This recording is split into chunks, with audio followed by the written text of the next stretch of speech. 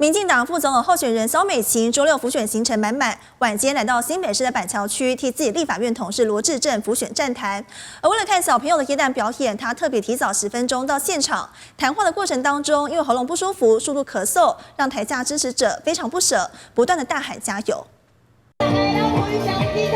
民进党副总统候选人萧美琴辅选列车周六晚上开到了新北市板桥区，一到场就和支持者近距离互动。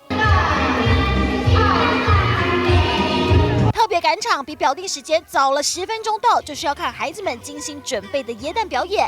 萧美琴也跟着一起唱跳，超级亲民。拄仔去台仔卡，弟弟就甲我问讲，啊，恁兜的猫咪伫地？我讲我伫外口咧无闲，猫仔伫厝。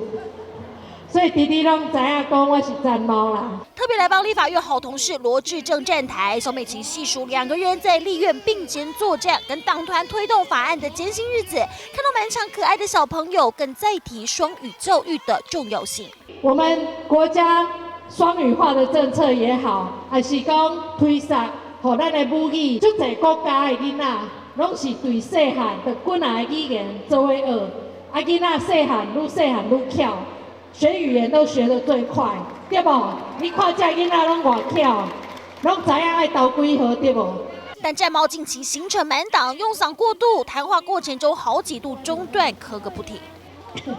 我讲话讲伤济呀。我们是不是用最热烈掌声谢谢美琪？